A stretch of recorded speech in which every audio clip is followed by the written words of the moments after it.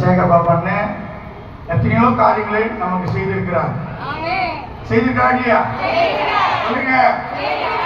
உங்களுக்கு என்னென்ன கிடைக்கணுமோ அத்தனை ஆண்டவர் அவங்க மூலியமா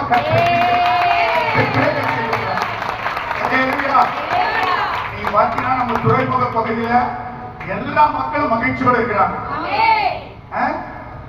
அவ்வளோ காரியத்தை அவங்க மூலியமா உங்களுக்கு எத்தனை நன்மை செய்திருக்கிறாங்க இல்லையா? சொல்லலாமா? இந்த நாட்டிலே அருமையான தேவ சமூகத்திலே நிச்சயம் வந்திருக்கிறாங்க. அவங்களுக்கு உங்களுடைய வாக்கை கண்டிப்பா அளிப்பீங்க. நம்முடைய மக்களா வந்து அருமையான ஐயாவுக்கு ஒரு தூணாக தான் இருக்கிறோம். ஐயாவுடைய காலத்துல தேவன் திருச்சபையிலே ஈஸ்வர் உங்களை எல்லாம் காணுவதை மற்ற மகிழ்ச்சியா இல்லையா? நான் ஆண்டுதோறும் திருவிழாவின் போது என்னால் இயன்ற உதவிகளை ஆண்டுதோறும் செய்து வழக்கம்.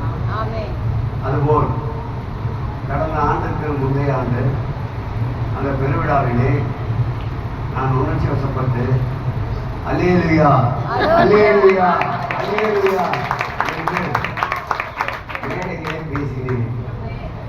அப்படி பேசியது தவறு என்று பல முறையிலிருந்து எதிர்ப்பு கிளம்பியது.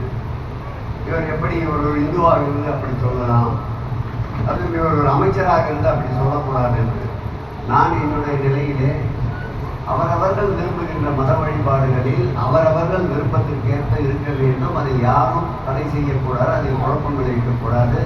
அமைதியான முறையில் அவரவர் வழிபட வேண்டும். எனக்கு திருப்பி பிடிக்கும், நான் நடவடிக்கையாயிட்டேன். அது ஒன்றும் தவறு. அதே போல் நான் எந்த திருத்த நிகழ்ச்சிக்கு போனாலும் ஆமீன் என்று கூறுவேன். அதற்கும் எதிர்ப்பு தெரிவிக்கிறார். என்னுடைய நிலைப்பாடு எல்லோருக்கும் எல்லாம் அவரவர் விரும்புகின்ற தெய்வங்களை அவரவர் வழிபாடுவதில் யாரும் குறுக்கீடு நிற்கக்கூடாது. எந்த தெய்வத்தை வேண்டுமானாலும் யார் வேண்டுமானாலும் வணங்கலாம். இது என்னுடைய கொள்கை. நான் சர்ச்சை பார்த்தால், தேவாலயத்தை பார்த்தால் சிலுவைக்கு கொடுத்தேன்.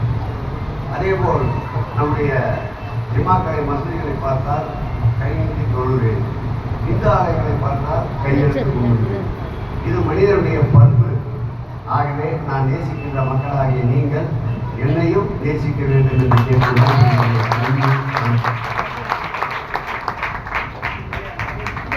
ஐயோ கொஞ்சம் தலைக்கும்.